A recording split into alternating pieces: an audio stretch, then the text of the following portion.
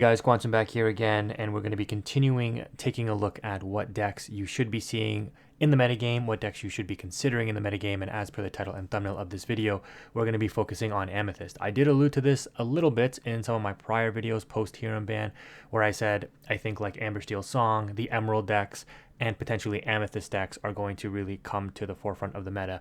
We've seen a lot of adaptation in the last 3 days since the ban was announced, and the Diablo decks, the Emerald Amethyst, the Emerald Steel, have definitely been popping up quite a bit in the online testing space. But there's a lot of counterplay against them, and this is how these things are going to go. So I got 4 lists on the top here. Literally half of the 8 lists that I put together post-HIRAM ban are all Amethyst related, and there's a key combination, key interaction, which again probably is in the thumbnail, that you're going to be able to utilize in these decks that I think is very underrated. And I've tested it a little bit myself, and it is actually very powerful when you get it off. So we're going to start off by taking a look at Amethyst Sapphire. Because this is a pairing that I think definitely becomes playable now. I don't think it's going to be like the best, but I definitely think it has some legs under it to do well into the metagame. One of the main reasons why is because it is one of the strategies that can outpace the discard deck and still deal with Diablo. And so we're going to talk about that because that is going to be, I don't want to say a key focal point, but it is going to be something that when you build your decks, if you're building it to be competitive, there's 2 ways that metagames always develop, right? You have the meta, it was Sapphire before the HIRAM ban, and what you were seeing in top cuts is like 3 to 4 Sapphire decks. But then you had the anti-meta. You had the aggro, let's get underneath those decks, the control decks, the discard decks, etc., to counter that meta. So this is the same way. I do think that the discard is going to be considered tier 1 basically, just because they are so effective. They have the discard strategies, plus they have ways to push for aggressive lore, which was a problem historically for discard. And so Blurple could be a decent option here. So you're going to run the standard 1-drop Amethyst package. I'm going to call it the standard package at this point because Chernobog Followers, Diablo, Magic Broom, all 1-drops that replace themselves, extremely powerful. Combine that with the library, they all increase themselves from replacing once to drawing you 2 cards, right? This package, it's going to be hard to see how it gets crept out of the game, but it is going to be very powerful, I think, moving forward. The issue, right, if you're going up against a Diablo deck, is you don't want to trigger these cards during your turn, because then it gives your opponent the draw as well. And that's why Diablo is so oppressive, is because your draw engine becomes their draw engine, right? And I made this in a comment to somebody who I think posted a question on one of my videos. And if you think about it in that mindset, right, you're working hard to get your draw engine online, and your opponent is just procking their draws off of you as well, right? It's like you're never going to get ahead unless you deal with that Diablo. So you have to be very careful with how you use this in the mid to late game once the Diablo is established, but we'll talk about the answers this deck has. I'm opting for 2 Snake. I tested 2 games with this deck, and I went 1-1 again. I did go against an Emerald deck, but I lost. I went against Emerald Amethyst, so for all my talk, I still lost against the Emerald Amethyst deck. But I beat an Amethyst Ruby deck, actually. To be fair, I was on the play for the Amethyst Ruby match, and I was on the draw for the Emerald match, so it was a little tough. But I was testing this list, and I made a slight modification. I think I added in like a Pinocchio for some reason. I forget what the reasoning was, but I wasn't playing that originally. But the snakes are in an interesting spot because I don't think you necessarily want to lose tempo by bouncing your 1-drops. You're actually in a better place if you go double 1-drop on turn 2, in my opinion. And again, that's just from testing. But the snake is still good because it has utility, obviously bouncing like crabs, the goats. If you're playing rabbits, obviously you play more snakes in that case. And I think this is one of the reasons I put in Pinocchio, is because I just wanted some extra bounce targets. Because sometimes crab, you're not really going to bounce crab and play it. You just crash the crab to proc the ability to get challenger on your cards. But also something that I noticed is like bouncing back to Peter Pan so I could replay it and like take the damage off of it actually came up a couple times. But obviously your ideal 2-drop is going to be the Tipo or the Sail. That's the whole point of Blurple, right? Of Amethyst Sapphire, is you want to get that turn 2 ramp. But the snake plays a role in, like, you want to use it in the later game where you can actually utilize the bounce ability to generate some advantage. Another thing is like bouncing back Elsa's or Hades so that you can have that extra form of removal. So I just like putting in 2 because I don't want to play this on 2, but I want to see it later on in the game potentially where I can actually utilize the ability to bounce. And I was playing 2 in my list that I tested, and it worked out fairly well. I opted to put in 1 Pinocchio for the simple fact that against the like really aggressive aggro decks like the Chernodog, which I didn't play against with this list, but I played against it with some other lists. Like if you're not on Ruby, they generally don't fear just keeping their board readied up, and they'll just like wait until either you do the first action and then they'll start like reacting, or if you let them live long enough with their board, they'll eventually get the tramp out, right? And then once they get the tramp out, because they have like 5 characters on board that they're not questing with, because they know you're not on Ruby, they know you're not on Be Prepared. Like you're in a really bad spot because the tramp comes out, they just like scry 5, right? Or not even, yeah, like pick up 5 cards, discard 5 characters, and then they just drop a Chernobog, and you're just like, okay, now I just can't win the game. So like a way to deal with that early on, I think, again, it's just a one of, but the Chernodog deck and other aggro decks are definitely in the metagame. So having an early option to tap down, I don't think is bad. It's very useful in other matchups as well, because we are shifting to a character heavy meta. I talked about this in when I did the Sapphire videos. I was basically like, we're not in a character heavy meta. So things like Daisy Duck are actually way better because, you quest with Daisy, the odds that the opponent reveals an action or an item is pretty high, because like these Sapphire decks were only running like 30 characters. So half their deck was literally non-characters, right? So it's like a 50-50 chance. Now that we're in a character heavy meta, you do need some way to slow these decks down. And Pinocchio, because of the way that the Blurple deck works, the interactions of being able to have that extra utilization early on in the game to say, I'm going to tap on your character, slow you down, can be very, very useful. Again, even later on, the Pinocchio, only costing 2 when you have a lot of ink can be very beneficial to combo with the rest of your board. So you're not necessarily looking to see this on turn 2, obviously, but later on when it can actually be utilized to slow down a critical part of the opponent's game plan. And of course, it's bounceable, so you can like recast it multiple times and keep using the ability. We already talked about the Tipo. The Fox, I think Fox is still in a good space. I think you still want to play 4 of it. The 4/3 body is still pretty relevant. It is made a little bit worse with the bell in the metagame, which you can see here. I'm not playing that bell, for those of you that don't know. I did have my list originally built with the Sapphire bell, which is still very strong, but I'm like, do I really want to play items? And if I don't see items and the bell is just like a 3/3/3, and I don't have songs I really want to sing with it, like, yeah, singing Friends on turn 2 is nice, but I have to have Popsicle, Friends, and Bell to do that. And yes, Popsicle replaces itself, so it's nice, but it's just like, how much do I need that? I just found it, because I did test it a little bit, like in the like the bell interaction, not Blurple obviously, but in the last meta, and it just feels like you exhaust so much to put this on the board. And as an anti-aggro threat, it is nice, but like I said, these aggro strategies, when they know that they can just keep their stuff readied, will just play around the fact that like you have the bell. Yes, it's nice to slow them down, but they'll eventually like find ways around it, if that makes sense. It's kind of hard to explain, but like I just find it a little clunky in Blurple. Like Bell, obviously in like the Sapphire Steel deck where you played literally like 20 items versus a Blurple deck where you literally only play 4. The odds that if you like, 1 in 4 or 4 in 60 chance that you see a Popsicle in your opening hand to proc this bell on turn 1. Like it's just not a consistent enough interaction for me that I want to continue to play it. And what I opted to switch out the bell package for, because you could play the 5-drop bell as well. And don't get me wrong, it still works. Like it's still a decent thing to put in your deck. But I opted for the Peter Pan Shadow and the Iago, which we'll talk about a little bit more in depth. But yeah, so for the 3-drops here, the Madam Mim Snake, the 4 crabs as well. The crab is like one of the best cards. It's quickly becoming one of the best cards in Amethyst. Whenever we're in character heavy metas, I think the crab just really shoots up in value. And so, like I said, we're in a character heavy meta here. Boosting up your Shadow Finder, your Genie, your Iago, anything else, like boosting anything, instantly turns a card that would seemingly be just like not useful in the moment into an instant trade out or an instant, deal with the opponent's threat. And the crab being that surprise factor, just coming down and turning like a Tipo into a 4/2, really, really beneficial. The Peter Pan Shadow and Iago combination. I was thinking about this a lot, and yeah, this was the list I was testing. Unfortunately, when I played against the Emerald Amethyst deck that I lost against, I didn't see my Peter Pan Shadow, so the Diablo went ham on me, and that's the risk you run. Like you run the risk of I just don't see the card that I need to see, but the Shadow Finder is really good for the simple fact, especially in this build, that unlike with Ruby Amethyst where you have access to rush characters that you actually want to play like Maui, You don't really have access to that. Like you may be forced to play awkward rush cards in Amethyst that you don't really want to play because Blurple doesn't really have access to rush, right?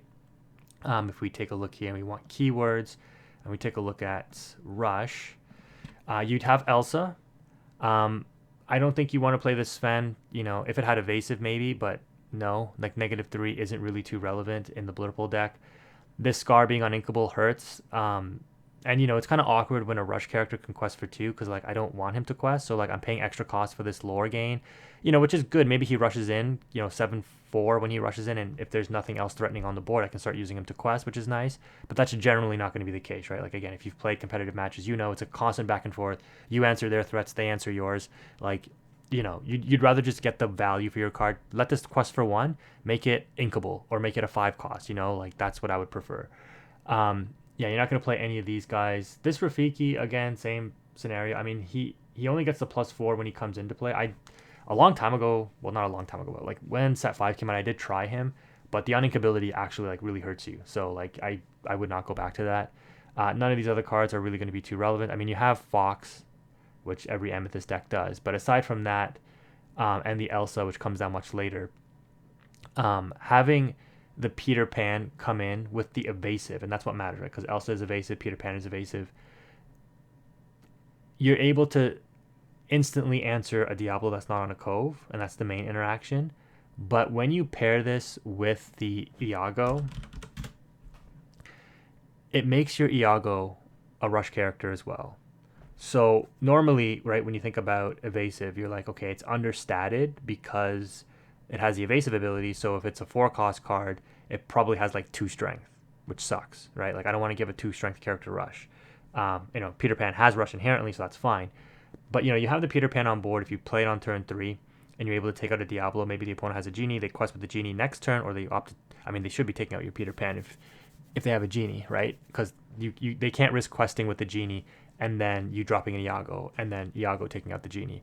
But the Iago just coming in, whether the evasive matters or not, but the Iago coming in as a 4-cost rush character gives you so much additional utility. Again, you do have to see the cards. You have to see the Peter Pan Shadow and then have the Iago in hand to follow up with. And your Peter Pan Shadow has to survive. Again, the evasiveness helps with that, right? But it's such a powerful interaction to say, like, on 3, I can start, oh my gosh, on 3, I can start answering your board with the Mim Fox, let's say. And then on 4, or the Peter Pan Shadow, and then on 4, I can follow up. If I drop the Shadow, I can follow up with another rush threat that also has evasive. And it's just a really nice way to opt to clear an opponent's board when they think they're safe. Now, again, as people become used to this interaction, they're going to play a little bit more cautiously around it. That's maybe where like some counterplay with the Pinocchio and playing for the later game with the Elsa comes into play, because you're ramping, right? So whether you're on the play or on the draw, if you're on the draw, you have the extra card. The ramp will help you stabilize the tempo where you won't be that 1 turn behind on ink anymore. You have to, again, claw back a little bit of the advantage in the game state, but it's still workable like once you develop this, because you have these cards that can trade out positively. Like the Iago comes down and if he challenges right away, he survives, right? Like he's a 4/6 body, he's likely surviving. It's almost like a 100% guarantee that he survives. And now your opponent has to deal with this Iago.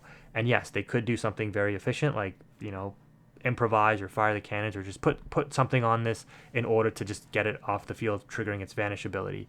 But that's still an interaction, that's still negative card advantage for them that they have to waste on this Iago. And this Iago essentially becomes a Maui, right? It goes 2 for 1. I took out an opponent's threat and like on play, and then the opponent had to waste an interaction or challenge with one of their characters. And if they challenge it with one of their characters, assuming they can because it has evasive, that's even better for you because they paid ink to play a character, and then they're using that character to challenge your Iago because it's such a threat. But to be fair, if they have a character, they're probably trying to challenge out this Peter Pan. But yeah, it's such an intricate interaction right now. But if you do have the Peter Pan and the Iago, like it can do a lot to shut down the boards. It is very, very strong, I will say. Like for the simple fact too that this answers the genie. Right, like if you drop a Shadow and you don't even rush in with it, and your opponent has a genie on board, now your opponent's like, okay, do I quest with genie? Because if he has the Iago, like, so like it checks genie too, right? Like if you drop this and don't even quest, and you're like, yeah, I'm threatening dropping an Iago on you and taking out your genie. So go ahead, get 2 lore, and I'll just, get a positive trade and have a beast of a character on the board to continue to challenge through everything. Like, this thing getting rush is actually so crazy. It's a 4/6 body for 4 that's inkable, right? Like, so what the Peter Pan Shadow enables you to do there is pretty interesting. Yeah, I'm spending a lot of time on Blurple, but it is a list that I would like to test more, but it's basically mono amethyst. Moving on though, the genie and the crab, or sorry, the genie and the goat should be pretty self-explanatory. I don't think the rabbit fits into this list because the questing power of the genie is more impactful. The only way that rabbit, I think, replaces genie in this list or can be played in addition to genie, maybe like cut down the ratios, is if you start seeing ruby amethyst pop up a lot more in the meta, which, to be fair, you probably might see, because we'll go over that in just a bit. But the reason why, obviously, is because then you run the risk of just getting brawled like pretty consistently, and then you just waste 4 ink on just a card that replaces itself, which isn't great. I mean, your opponent wastes 3 ink to cast the brawl too, but like you're technically in a worse spot because you lose one of your main questers. The Elsa, again, just more counterplay, and the Hades is just the best form of removal in the Blurple deck. Just straight up come into play, take out a threat. The extra inks doesn't really matter in an aggro-oriented meta too much, because again, you're playing a game where you're trying to lock down the board, and you value taking out the bigger threats, or essentially saving yourself from getting lethaled in that moment. So the Hades is more useful. Friends is in an awkward spot. I've opted to keep it in this list, but there is a world where you can say you can cut this, especially if you're not running the Bell package where you can sing Friends on 2. Not that you really need that interaction because you have enough ways to generate card advantage anyways, especially if you go with the rabbit route. But the reason why you want to keep Friends is because if you don't keep Friends, you're really reliant on these 1-drops and the location surviving in order to proc a lot of your draw. And the Friends just give you the additional ability to draw to answers, right? Like, maybe I don't need to quest or challenge with a fox. The 1 lore isn't all that super beneficial, so singing Friends is like way more beneficial in a deck like this. So that's why I've opted to keep it in. The reason it's in an awkward spot is because it's the only card that gets ripped out of your hand with Ursula Deceiver. So you just have to be mindful of that.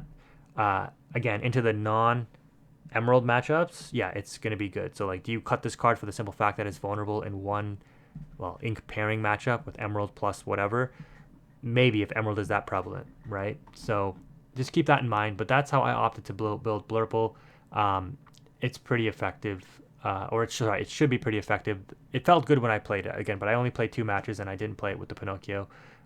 So I have to test with the Pinocchio, but that was just like one of my spicy tech options. Okay, so I know we spent a lot of time on Blurple, but a lot of the stuff that I talked about with the Peter Pan and the Iago and the Iago will translate over across the other Amethyst deck. So you do not need to play this package in every Amethyst deck. I'm opting to include it in here to show you guys how you can adapt your list to beat the Emerald decks if you're worried about that showing up at locals or online when you're playing. This list is very interesting, I would say. This is, again, my own kind of creation. I did test this and went 2-1, losing to Amber Steel Song, which, of course, I don't know, man. Like, Amber Steel Song, when they get, like, the guy didn't even get the broken line of play, right? Like, he didn't get like turn 3 sing Whole New World, but it's just like when I'm playing and this card is actually good into Amber Steel Song. I was playing this last set, I think it was, where set 6, where Diggy Diggy Hole and stuff was around, and I was like, I hated getting Cindy Stormed on my cards. So I was like, I'm just gonna play this Madam Mim, and I literally was beating a lot of Amber Steel Song because, like, playing this on 2, they're like, yeah, I'm not gonna Cindy Storm that, and then it turns your other cards into like threats to take out the opponent's board, which is nice. Like, it helps you turn your one. Not that you'd really want to trade your 1-drops, but it helps turn these cards into potential, like especially the Diablo, into cards that can at least trade out with things. But yeah, so this list, it's, again, a little tailored towards the Emerald decks, and I think a list like Ruby Amethyst and Amethyst Sapphire are 2 lists where you really do want to tech against Diablo, because those lists, like these decks, I guess it's true for all Amethyst decks, right? Like Amethyst, obviously we know, right? It's a draw color. And so you turn on your draw engine on Amethyst, you do not want to have your opponent drawing off of your draw engine. And so that's why Diablo is so oppressive into Amethyst. So I think you need to play a considerable amount of answers. And Ruby Amethyst, which is crazy to say because like, the discard meta, Prince John drawing off of discard. So like if you have a hand, like the more cards you have in hand, or if you have like no cards in hand, you're like, I'm fighting to try and draw cards. And then the Prince John's like, sure, draw cards because I want you to have cards in your hand so that it turns on my sudden chills and my hypnotizes, and I can draw off of making you discard, right? So it's like, it's awkward. And then compound that with the fact that, yeah, go ahead and turn on a draw engine so that I can discard you and I'll draw off of your draws. So not only am I going to draw when you trigger like Magic Broom and stuff like that with my Diablo, I'll also draw when you pass it back to me and I play Hypnotize, force you to discard, and I draw 2, one off draw and one off Hypnotize. Like you just get absolutely blown out of the water, right? Like as a Ruby Amethyst player, and that's why the discard matchup is so bad for you. So teching in a lot of answers to Diablo is one way you can deal with it, and obviously one of the ways that you deal with the Prince John and or Muses if they're playing that package on any discard variation is be prepared.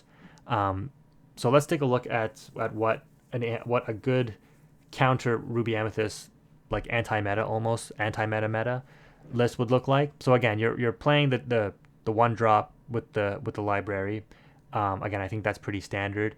Because again, into the non Emerald matchups, like this package is still very good. Like you get questing pressure and you get card draw, and you can even into the aggro decks turn these cards into trades. And if they're on library, you still get card draw, right? And the fact that these again turn themselves into not just replacing themselves, but an actual +1 if you get them onto the library, right? Because you draw 2 is just like it's such a powerful interaction.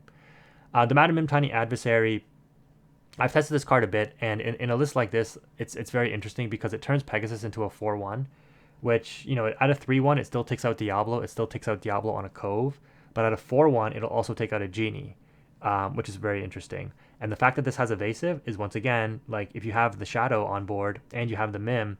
Let's say you play this on 2, play this on 3. And then on turn 4, right, you're able to maybe drop a Pegasus. The Pegasus is a 4/1 with Rush, right? Again, a kind of a high roll scenario that you have all these pieces together, but it can happen, right? Especially in later parts of the game. Your Pegasus is actually not a dead card if you have Shadow up because it coming down with Evasive and Rush, it doesn't always have to take out a Diablo. It can take out a number of other threats, right, that other decks will play. And this card can just come in and just clean up stuff. Yes, you lose it in the process, but you can essentially look at this thing as a more, well, again, it depends on your setup, but if you have the Madam Mim and the Peter Pan, or even just the Peter Pan, like it's a smash that costs 2 instead of 3 for exerted characters, right? If you have the Peter Pan up, like it's pretty efficient. And even if you don't have the Peter Pan up, this card just sitting there as a 3/1 body into the non-steel decks, right? They have very limited ways to interact with this card because again, they're not going to ping it off with the 1 willpower, which is its inherent weakness.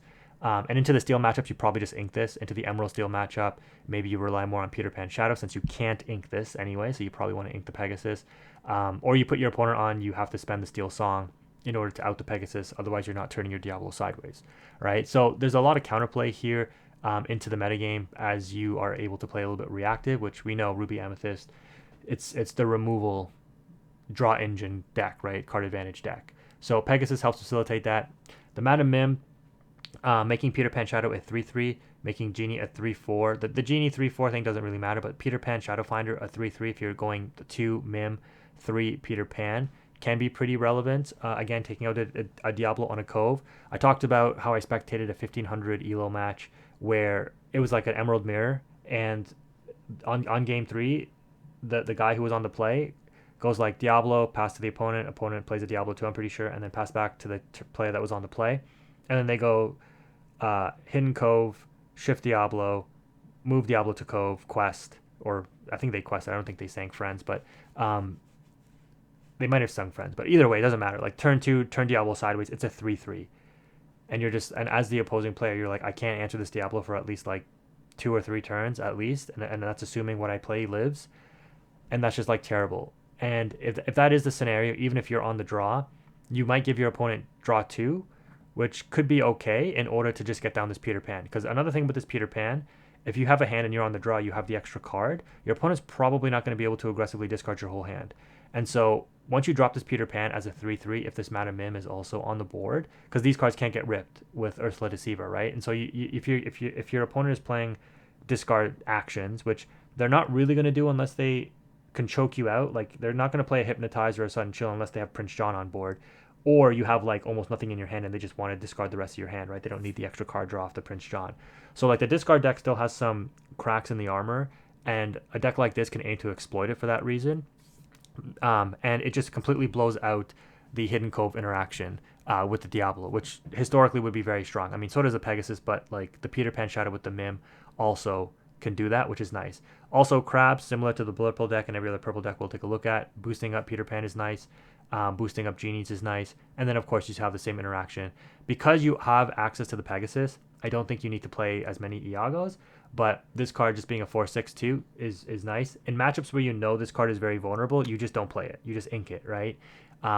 So it's not really that much of a liability to play, but in matchups where you know this is going to be good, in matchups where you know you can combo with the Peter Pan because you have the cards in your hand. And again, Amethyst, you draw a ton of cards, so hopefully you see the ink, the cards that you need to see, and you're able to actually set this up when it matters.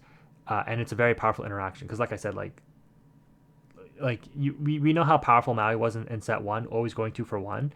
Like Iago threatens to do that with the evasive name attached to it, and being such a hefty body, like it's like Maui, right? I mean, it's a 4/6 instead of a 6/5. I mean, with the Madam Mim up, it's a 5/6, so it's literally reverse Maui stats for 1 cheaper with evasive, right? And you have rush on it if you have the Peter Pan. Even if you don't get the rush ability off, if you know this is a card that can have value in the matchup just as a 4/6, that's pretty strong. Like if you go up against a Blurple deck as this deck, Blurple technically has a decent matchup into Ruby Amethyst because of the tempo gain that they can get off of the ramp. But you drop this Iago, and they have no way to proc the Vanish ability, right? They can't target this with any action that they play. So it's like this Iago just comes down and is a massive threat to the opponent's board. Having evasive, like, I mean, if they play the Iago too, like that's their answer essentially. But this card can help challenge into the locations that the other Amethyst mirror decks might play. So yeah, it's a pretty cool interaction. Again, because you can see here everything in this list, quest for 1. Again, we're opting for Genie as your main source of questing pressure over the Rabbit. And because you're not playing Rabbit, you are more reliant on your 1-drops with the locations. You'll notice that I don't have friends in this list. I've opted for Queen's Castle instead. For the simple fact, unlike the explanation in Blurple, if you drop 2 of these locations and your opponent just can't deal with them in time, or they're trying to set up a board to deal with them, you have the Almighty Be Prepared. And we all know how powerful locations are post Be Prepared, right? So I just think you can leverage the Queen's Castle. This is something that Mike Ross, one of the guys that whose deck list I talked about when I said, like, here's a good Ruby Amethyst list that was actually clapping up Sapphire Ruby when Hiram was still in the meta. And I think this can carry over into Ruby Amethyst in the post-Hiram meta because the Queen's Castle is still very strong. You're playing 46 characters, so if you do have the ability to put stuff on here, your opponent doesn't want to turn stuff sideways, and you're like, sure, leave my locations up. I'll just put my characters on the Queen's Castle, draw extra cards if you don't want to deal with them and banish them. Like, it puts your opponent in an awkward position to answer your stuff, and they know because you're on Ruby, like they're like, if I just don't do stuff, I'm gonna get Be Prepared, right? So like it's an interesting like psychological interaction with your opponent with these locations, knowing that you're on Be Prepared. Only 11 uninkables, Be Prepared at 4. Yes, it gets ripped out by Ursula Deceiver. You don't have to worry about friends getting ripped out by Ursula Deceiver. Hopefully, your Be Prepareds don't. But if you deal with the board enough, if you keep track of your opponent's card and like, okay, I'm not going to lose out to the discard. I'm not going to, they've used up 2, 3 Ursula Deceivers. They've inked 1. They've played 2, whatever. Like, I'm pretty safe now to, try to aggressively draw to see the Be Prepared. And really, against a discard deck, from my experience, you really only need to resolve 1 Be Prepared to put yourself in a good position. Again, depending on the scenario, if they have a ton of cards in hand and you have nothing on board, nothing in hand, and you Be Prepared, obviously it's not going to do anything. But if you're in a constant back and forth and you're able to push through and maintain a hand, the discard decks play very low to the ground, right? So their interactions are going to be kind of weak. Overall, they're reliant on taking out your threats via discard, not taking them out by challenging on the board necessarily. So if you develop a decent board, they can't deal with it, and you Be Prepared, you have a hand, and you're able to replenish your board, even though you lost a kind of a decent board, you can still push through, especially if you're on locations. when you be prepared. And I guess that's what I mean by a decent board. Like your board may not be like super beefed up with high strength characters, obviously, because you're going to be prepared. But like if you have locations up, your opponent couldn't deal with the locations in time. Maybe they put some damage on them, but they couldn't finish them off. And you're like, be prepared. And now your opponent's like, okay, now I have to reestablish my board just so I can help try to deal with these locations. And then that turns on your game plan. The one thing I will say is traditionally with Ruby Amethyst, like obviously, your opponent develops a board post be prepared. The thing is that you want to have like Medusas and Tremaine so that you can deal with the threats that they play post be prepared, so that you can keep them off of their characters and then let your locations continue to do what they need to do. So you could opt to say like, do I fit in Tremaines and stuff in this list? Yeah, you probably could fit them in. But again, with a list like this, I'm aiming to, I don't know if I would say out tempo the opponent, but just push my advantage and push through the discard. Yes, if my locations get outed, sure, but like you're wasting time post be prepared trying to out these locations where I'm developing a board, and you're turning your stuff sideways and my stuff has rush. So I'll clean up your board either way. I'll probably redevelop locations, and in the end, like the be prepared reset doesn't put me as much behind as it would before, right? Because you're spending your whole turn be preparing basically, right? But then if I have locations up and you're forced to answer those locations, right, your stuff is already sideways, and hopefully I can take advantage of that. It's an awkward thing to explain, but hopefully that makes sense a little bit. I think Ruby Amethyst is in a really good spot. Again, there's going to be a lot of variations out there, but this is one that I think you can play to counter Emerald. Amethyst Steel is also in a good spot. It's crazy because I thought that this was, I think, the better Amethyst deck than Ruby Amethyst with the Hiram still in the metagame. Post-Hiram, I think this deck is still very strong, but I think Ruby Amethyst might be better than it now. There's a number of different ways you can build it. You can go with the dock-oriented lists. You can go like more of a mid-range list. Mine is very awkward, and I don't know if I'll stick with it. I haven't tested this list, but I've played a lot of Amethyst Steel, but I guess I'm just trying to test out different things here. The interesting thing about this list is it's not super aggro, and it's not really like top end. It's a little bit more mid-rangey, for the simple fact that I've opted to include the Elsas. But early on, again, same thing with Amethyst, right? We've got the one drop package with the libraries. We've cut the friends on the other side in this list. We've kept the strength. So again, still something to get ripped out of your hand with Ursula Deceiver. You could make a case to cut these two, but I think these just provide decent value still. You have one of the best anti-aggro cards in the game in Calhoun. And without Ruby Sapphire suppressing this card, and this card being like absolutely terrible in that matchup for the most part, this card is very, very good. And so I really had to make a decision on, did I want to play the Helga, which I talked about in a previous video. Helga is good, right? 0-4, not at risk of being blown out by Ruby cards. But if Ruby Amethyst does come up in the meta a lot more, you're going to get that Helga brawled away constantly. So like it's nice because yes, it checks Emerald, but then it puts you at a weakness to the Ruby decks like Ruby Amethyst. So Helga is like hit or miss if it's going to be good, and it's uninkable. So like similar to the problem you had with Calhoun before in the Ruby Sapphire matchup, it's like I have to play the Helga. I have to play the Calhoun. Playing Calhoun into Ruby Amethyst is actually good. Like you don't mind doing that. Playing Calhoun into the Steel decks, you don't mind doing that because of the resist one. This card survives Brawl. It's just like it's in a really, really good spot right now. I'm surprised the price hasn't gone up more, but I guess people are still kind of experimenting with what steel variations they want to use. But I think in Amethyst Steel, this is one of the two drops that really does get a lot of value because, if you're not worried about Helga being your answer to the Diablo, which is fair, right? Because when you want to answer Diablo, you want it to be exerted and you answer it right away. The Helga does have to wait a turn, and it allows your opponent to like play reactive to the Helga, and they're like, okay, I'm just like not going to develop the Diablo until I deal with this Helga, and then your Helga's on board and it probably doesn't do anything much, right? It is a very powerful card though. Like Challenger 3 on a 2-cost character as a 3/4, that thing probably trades out anything that it throws itself into, even into the mid game. But then it gets clapped back, and all you really did was prevent your opponent from questing on the clapback, right? It's not like the Iago or the Maui where they're throwing a character into it and then that character gets banished. So like not only did your Iago and Maui with rush when the Iago has the rush get a positive interaction by taking out your character while your character lived, your opponent clapped back and they lost their character that they challenged into the Maui or the Iago as a result too, right? You don't get that with the Helga. But the Calhoun being an effective check is very, very good. Again, you do have to worry a little bit about these like Chernadog decks just going wide on the board and then proccing the Tramp. But that's where something like Strength can come in handy, right? If your opponent is just sitting there with ready threats, you can be like, okay, let me clean up your board a little bit, strength it, buy some time until I can get to my Elsa, start tapping down your stuff, throw my characters into yours, just keep you off of that questing pressure.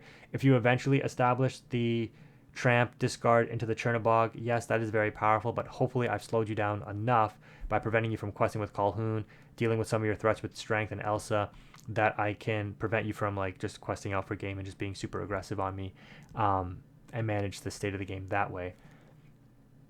The best 2-drop still probably in the game is Mr. Smee. I don't know. Calhoun is in a really good spot too. So like the fact that Steel has probably 2 of the most powerful 2-drops in the current meta is really nice. I did opt for 3 Snake in this list, which you can argue you can cut, but the interaction of like Snake bouncing back the Pete, bouncing back Elsa, right? You're not playing rabbits, and this is, I mean, I don't know if Rabbit would be a better choice in this list. It actually might. This might be one of the lists where Rabbit might be better than Genie, because you do have a powerful 2 quester in the Smee, and like Snake bouncing back Smee too, right, to save it from getting banished is nice. But Snake, because you probably do play Snake, right? Snake bounce Cobra, Snake bounce Smee, Snake bounce Pete. Like there are obviously Goat, Elsa. There are a lot of interactions where you do want to bounce and reuse their effects. Crab, and just adding another one to the mix in Rabbit is probably the correct thing. Like you're not as starved for questing pressure with Amethyst or with the Amethyst Steel deck, I think, as you are with the other Amethyst decks, because like Giant Cobra does a lot for the deck. Like this card is so good. Like a 3/4/4 plus the ability to gain 2 lore when you play it. And Snake bounce back to Peter Pan is also nice. To again just reset the damage on it. Drop it again, you have a rush character ready and waiting in hand, right? It's just like this list is still pretty damn good, I will say. Or this ink pairing should be pretty powerful still. Your checks to the Emerald decks, right? Again, just very similar. The Peter Pan, the Iago, the Elsa, the Strength, if it doesn't get ripped with an Ursula Deceiver.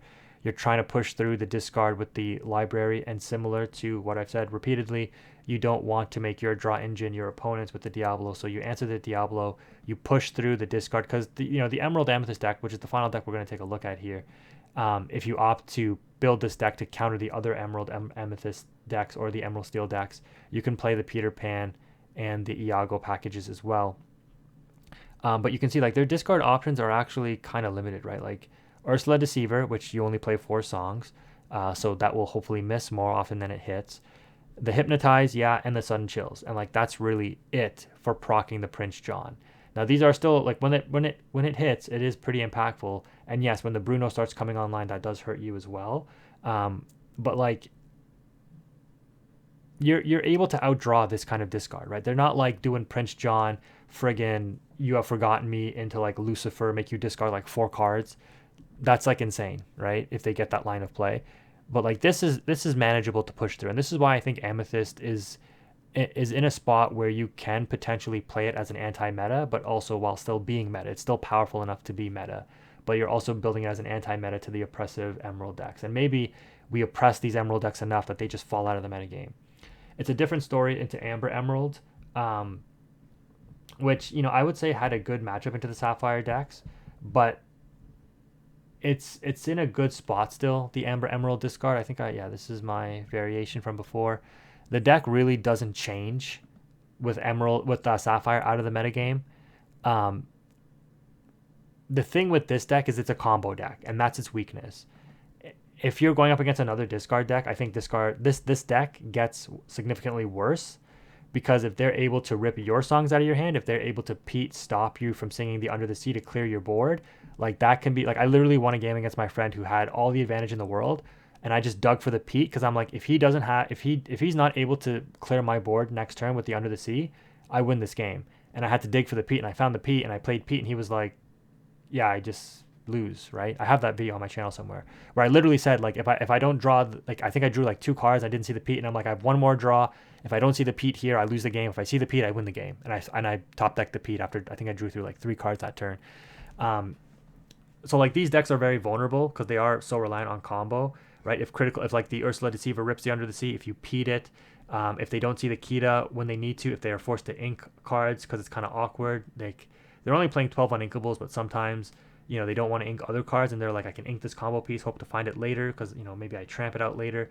They commit a lot to get their Diablo online, and if you're playing to aggressively stop that Diablo, like, yeah, the deck is, you know, it's all combo pieces, right? Like, I need the Diablo with the 1-drop Diablo. I'm not playing the other Diablo, so like I only have 4 copies of Maleficent Spy to see to get the Diablo, and I need an interaction that I want to discard, right? So I'm going to go negative to set this up, and it better live, because if it doesn't, I'm behind. If I set up the Prince John, the best thing I can see is the You Have Forgotten Me on the follow-up. This is like a super broken interaction.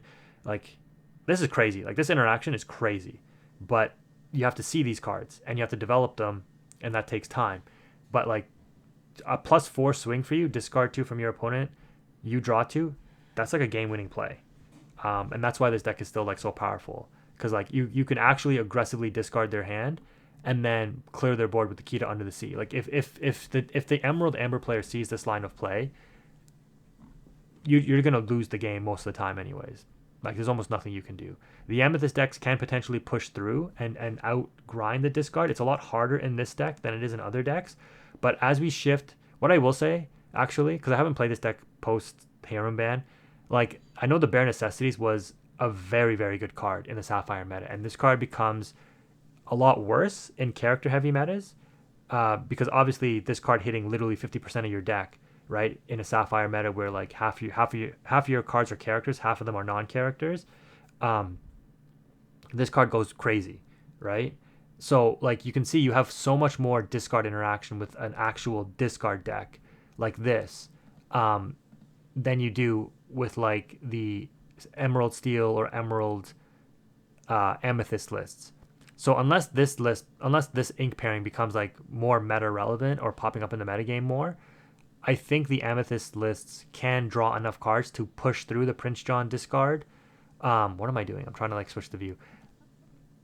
Like, do you guys understand what I'm saying? Like, your Amethyst engine should outdraw the limited discard that the Emerald, Amethyst, Emerald Steel decks play. Hopefully, you probably don't outdraw the discard that the Emerald deck plays. Like, you have to hope to draw during your turn and use up all your interactions, because, you know, they have 4 Bare Necessities, 4 You Have Forgotten Me, they play Lucifer. There's just so much more like aggressive discard, a more powerful discard, right? Like Ursula only hitting songs versus Bare Necessities hitting locations and items and stuff. I mean, items aren't really in the meta anymore, but like you can see why it's like so much of a wider spread. But yeah, I mean, a deck like this, well, I don't want to say it got weaker in the metagame, because it's still a strong deck, and but like it did really have its best counterplay measures, I think, against the Sapphire decks. Because I did play this into the Sapphire decks, and I'm pretty sure I had like a decent win rate into them, like over 65%. I'm pretty sure into the Sapphire decks when I was testing this. Like the games I would lose is like games I would like brick. I would not see my combo pieces like on time, or the opponent was able to push through the like whatever limited discard I had, and they were still able to like drop a Sisu and clear my board, and it was like almost impossible to come back from. But yeah, you don't have to worry about much of that anymore with this deck, but you still have to worry about other things, I guess. Well, you know, not having to worry about Sisu. Yeah, I guess there is a chance that this deck does come back, but again, it's like these discard strategies. One of the, like, at least the Emerald Steel and the Amber Emerald, their biggest weakness is almost the same thing as Steel Song. It's like they have such broken lines of play, but they're very prone to being like combo decks, right? And bricking.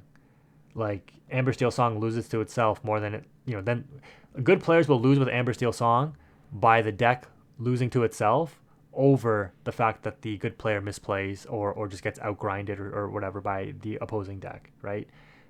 Like I think if you watch the LCCC Zach Bivens with Amber Steel Song, the matches that he lost, I think it was against Spessy, he had like 3 whole new worlds in his hand and he couldn't do anything. And it's like that's like yeah, that happens. Right? That's why Sapphire Steel didn't like playing whole new world. You saw it with Lamb Chops when he was playing in LCCCT too, right? Like he would draw like 2 or 3 whole new worlds and you're in an awkward position because you're like, I'm playing other draw, and if I draw whole new worlds, like I'm in an awkward spot, right? So that's why these decks may not be super popular right now. When you compare that to the Amethyst decks, going back to the point of this video being Amethyst here, especially the Amethyst Emerald, I talked about this in the Emerald video that I made. It's like this deck just feels so much smoother. It feels like you're not as bricked, you're not as reliant on like these less consistent combo pieces. Like basically calling this Diablo Turbo, you play like compared to Amber Emerald, you play 11 Diablos. That deck plays 4. You're way more likely. You have over a 1 in 6 chance of opening it in your opening hand, which is 7 cards plus mulligan. You're gonna see a Diablo in your opening hand. The real test is, do I see this Diablo? Do I see the Devoted Herald? But you're gonna see one of these in your opening hand, almost guaranteed every single match, and that's why this deck is a lot better, or it feels a lot better, because like you're like, I can consistently get my Diablo online as long as I see the Devoted Herald. If I don't see a Devoted Herald, I can still do the Amethyst stuff. I can still do the Prince John discard stuff. But that's why this deck is strong, right? Speaking of which, if you're going to build this deck to counterplay against the other deck, I did take out Goats, which is crazy. But like the Peter Pan, Shadow Finder, and the Iago, 2 Shadow Finders, 13 Uninkables. You could make a case to drop Prince John to 2 and put in a 3rd Shadow Finder. I think I was debating what to do with that ratio. 3 Iagos. Again, what decks are really playing interaction for Iago? Aside from Amber Steel Song, right? So Iago might be in a good spot. And I mean, I don't think you want to play 3 Iago if you're playing 2 Peter Pan. Did I like try to edit this list and like not save it or something? Because I think I would have. I think it makes sense to drop Prince John for Peter Pan. Again, it's kind of awkward because it's like the Prince John is good, 3 copies is good, but then again you're only playing 12 discard. Well, 16 discard if you include Ursula Deceiver, right? But like, this is what, the only Emerald list that plays the Hypnotize, right? Because Amber Emerald, there's just more efficient discard than Hypnotize, and Emerald Steel doesn't play it either now, right? There's just more efficient things to... Oh no, you still play it in Emerald Steel. What am I saying? I mean, in Emerald Steel, it's the same thing, right? It's like, the thing is with Sudden Chill, you can sing it with Ursula Deceiver to proc 2. So 3 Prince John in this list, I think, makes way more sense. You're not as reliant on discard on the Emerald Amethyst list. It's a hard thing to adapt to. Maybe you just go to 14 Uninkables and play 3 and 3. You'll cut something else. Maybe even just go to 61. I don't know what you would cut though. Maybe, yeah, you probably, maybe a Hypnotize. You cut down to 3 Hypnotize for the Peter Pan.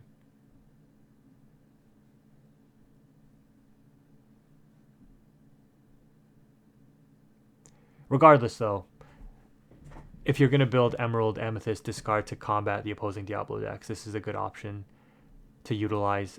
I think, oh no, I remember what I was doing here now. Because like the awkward thing is you have so many 3-drops in this deck, and having so many 3-drop Uninkables, I think I was like, yeah, I don't want to do that. So I definitely think I would play one or the other at 2 and one at 3. Because I think the logic here, not that it's great logic, or sorry, not that, I'm not saying it's stupid. I'm saying the approach is like you have a little bit more play and if you do not see this Peter Pan, because obviously the whole point of this is like it answers Diablo. It's good in other matchups too, don't get me wrong. Like you're not just playing this card simply for Diablo. Like it can do other things, which is nice. But I think the rationale, now that I think back to it when I was editing the deck, is like, well, this Diablo still has evasive. And if I'm shifting it, which is again a very high likelihood, it's gonna have, air quotes, rush, right? Not that you want to do this, but like, shift Diablo, I lose a card. I lose the card that I shifted on. I lose a card for discarding. This card comes in, I turn it sideways. But if I need to crash this into an opposing Diablo, I can also do that. So I don't always need the Peter Pan Shadow. I can always use my Diablo to crash their Diablo. I also cut the hidden coves from this list to make room for the Peter Pan Iago, which again, you can argue is a mistake. But if I'm going up against Ruby Amethyst with, the same counter package with Pegasus and stuff like that, if I'm going up against Amethyst Steel, Amber Steel Song, they have outs to deal with the extra strength anyways. Like, and the cool thing is, like, Genie on Cove as a 3/4 will deal with Diablos on Coves, but if with the Madam Mim and the build that I made, the Madam Mim also will deal with deal with the Diablo on a Cove, the Tiny Adversary. So there's like a lot of these intricate interactions that matter. Before we see exactly how things develop, I think, again, we'll need to see, before we see exactly how we want to solidify these decks, we'll need to see what things are going to be solidified in the meta. Obviously, right now we're seeing a lot of Diablo in the first 3 days since the ban. And so teching heavily against Diablo seems to be a good choice right now. But at your local level, at any other competitive tournaments, are there going to be more adaptations made? Diablo is still a very strong card, right? Like, there's no doubting it. But yeah, that's my take on 4 Amethyst decks. I have no idea how long I've yapped for. I hope this video isn't an hour. Anyways, let's wrap it up there because I'm sure it's getting quite up there in the time. Hopefully, if you made it this far, you enjoyed it. Let me know what you think of these insights. Do you agree or disagree with any of the things that we reviewed here? Again, thank you for watching. Quantum is out.